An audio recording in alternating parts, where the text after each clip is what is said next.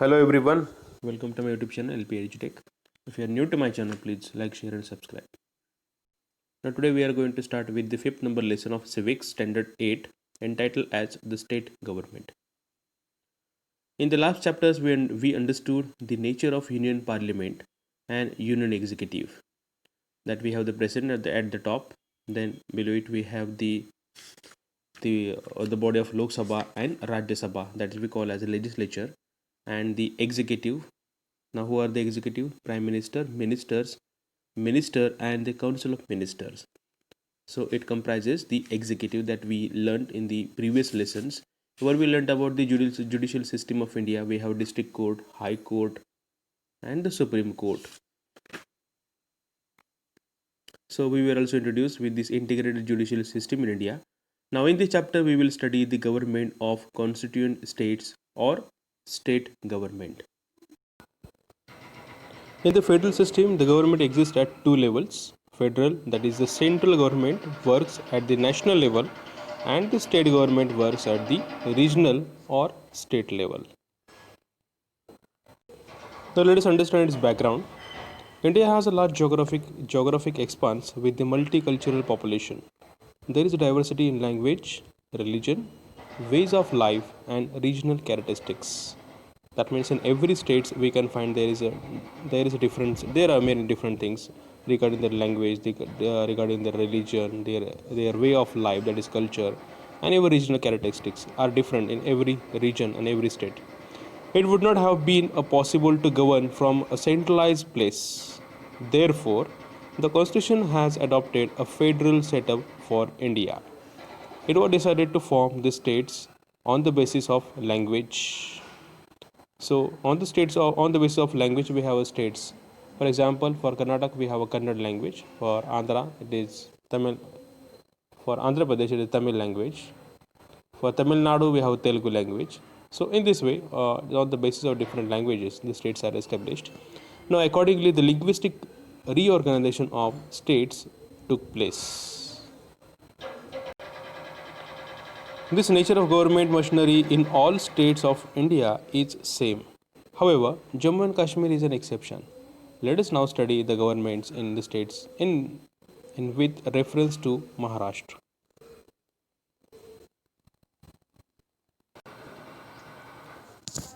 Like the parliament at the central level, every state has its own legislature.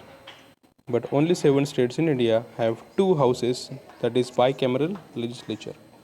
It's not only one single, but there are 2 state legislature that we can find in these 7 states. The Maharashtra has a bicameral legislature. Bicameral, that is Vidhan Sabha and Vidhan Parishad. In this way, it is bicameral. The members of state legislature are known as members of legislative assembly, that is MLA, or members of legislative council, MLC. So those are called as MLA or MLC, that is member of legislative assembly or the members of legislative council. Those who are running the houses, and to those we gave our vote and select them as an MLA or Amdar. Legislature of Maharashtra. Now the legislature of Maharashtra has 2 houses, namely Vidhan Sabha, that is legislative assembly, and Vidhan Parishad, that is legislative council. Parishad, it is a council. So Vidhan Sabha and Vidhan Parishad. You can see that this is the very building of Vidhan Sabha in the state of Maharashtra. So it is called as a Vidhan Bhavan, which is located at Mumbai. Vidhan Sabha, that is legislative assembly. Let us learn more about this. Now this is the first house of Maharashtra legislature and comprises of 288 members. How many? 288 members. In case there is inadequate representation of the Anglo-Indian community, the governor nominates one member from this community in the Vidhan Sabha if it is required, and if the member is not nominated, then governor of the state nominates one member from this community in Vidhan Sabha. Some seats are reserved for the scheduled castes and scheduled tribes, that the people belong to the SC category and ST categories. So some seats are reserved for them, even for OBC and open category as well. The Maharashtra is divided into the territorial constituencies for the purpose of elections. One member is elected from each of the constituencies, and we have the various constituencies. In every after 5 years, there is election take place. In that election, we are giving a vote to the particular persons.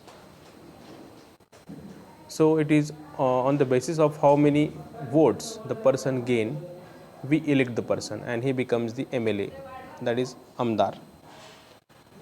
And we send that person to this Vidhan Bhavan to solve our questions or to solve our queries and the problems in our areas and for the development purpose as well. Now, tenure of Vidhan Sabha is of 5 years. Once it is elected, they are likely to work for 5 years. However, in exceptional circumstances, elections can be held before the completion of 5 years. It is only in exception cases. Any citizen residing in Maharashtra and who has completed 25 years of age can contest the elections to the Vidhan Sabha. So, what is the condition? He must be of 25 years age and he must be the citizen of Maharashtra. That is the condition to become the MLA of Maharashtra state. Next point, the Speaker of Vidhan Sabha. The proceedings of the Vidhan Sabha are carried out under the supervision and guidance of the Speaker. That means here the person who guides and controls the house of Vidhan Sabha is called as the Speaker. The elected members of the newly constituted Vidhan Sabha elect the Speaker and Deputy Speaker of Vidhan Sabha from amongst themselves. So those who are elected, so they decide who will become the Speaker. The Speaker has many responsibilities which range from the power to prepare the order of business, to carry out the proceedings of the House in disciplined manner, or to suspend the members for misbehavior or misconduct. In absence of the Speaker, the responsibility is taken over by the Deputy Speaker. So, what is the work of the Speaker is to maintain the dignity of the House, to carry out the regular business, proceeding of the House in a disciplined manner. If any misbehaves, so he can suspend the members. So that is his duty.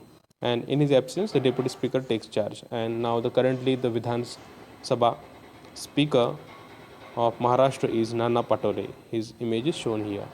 Now Maharashtra's legislature conducts minimum 3 sessions in a year. So minimum 3 sessions together it has. The budget session and monsoon session is conducted in Mumbai.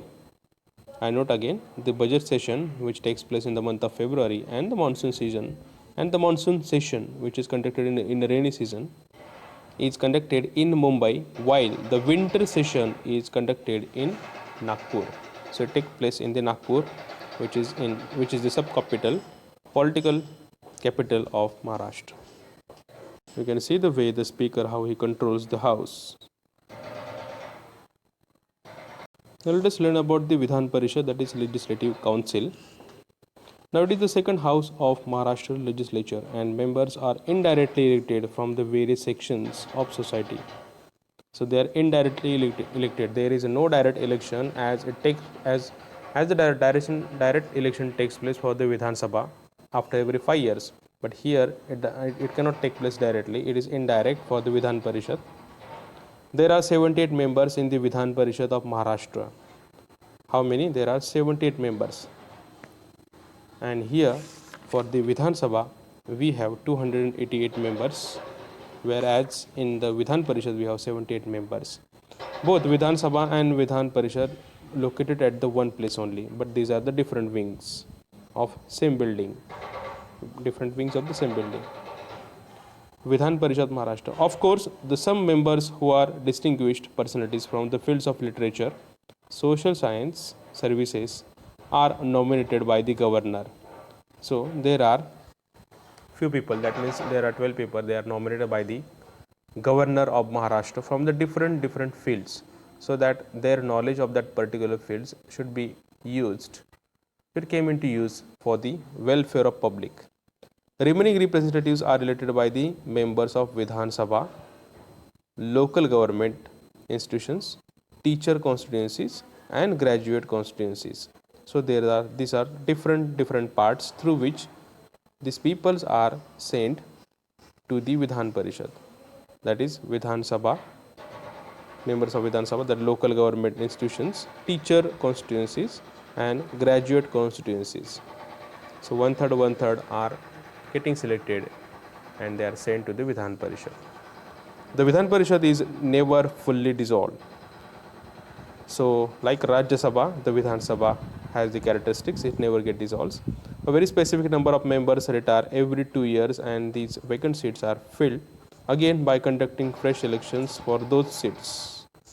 The proceedings of the Vidhan Parishad are conducted under the control and guidance of chairman. So in absence of chairman, the deputy chairman takes over the responsibility. This is the way of carry out their daily business of the houses. Now this is the image of Vidhan Parishad of Maharashtra. Now let us understand the executive of Maharashtra. The governor. Now in executive of Maharashtra, it includes number 1 the governor, second the chief minister, and third the council of ministers. They together form the executive of Maharashtra.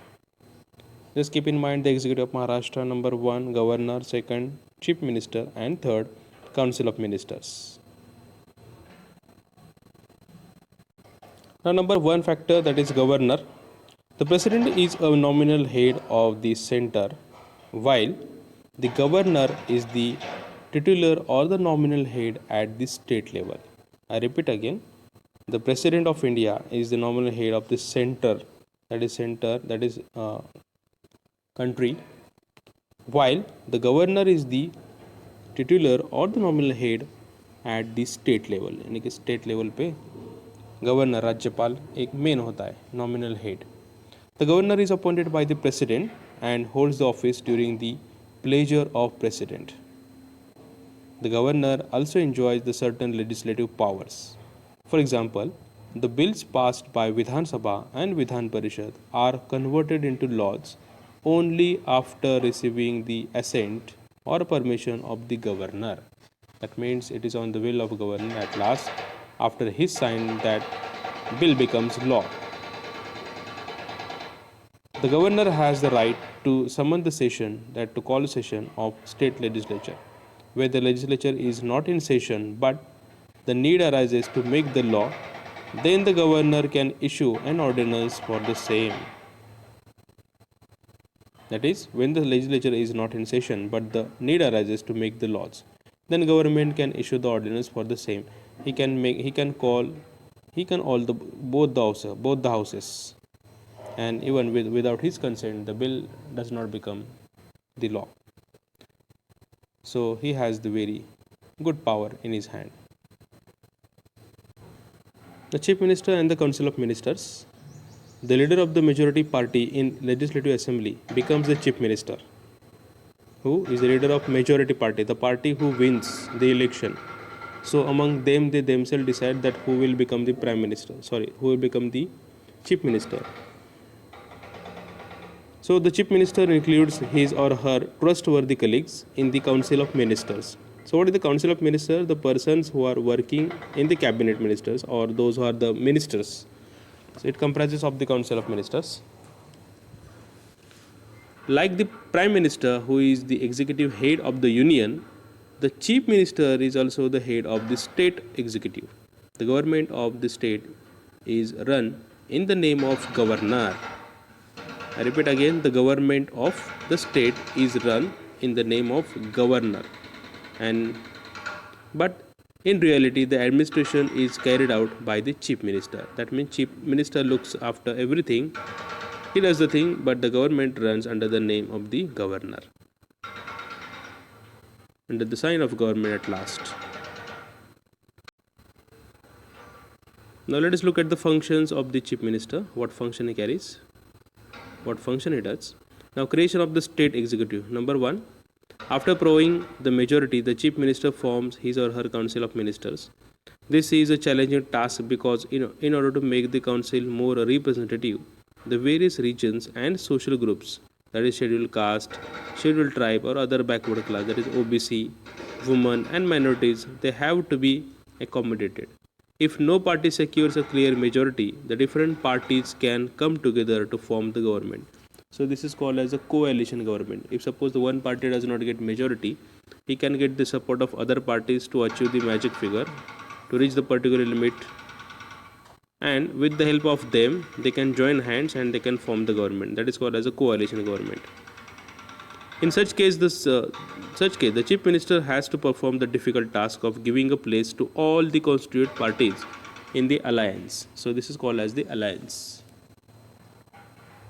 Right now, the NDA government, which is running in the central government, it is called as the National Democratic Alliance. So it is alliance. They have come together.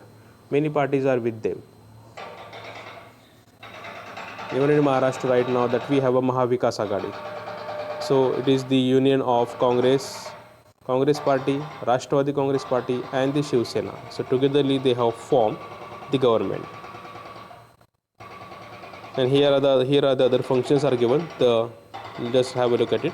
Appointment of a chief minister, powers and function of the chief ministers, formation of council of ministers, distribution of portfolio, that is department, reorganization of council of ministers to preside over the meetings of the cabinet, coordination of different departments, chief advisor of the governor. These are the functions.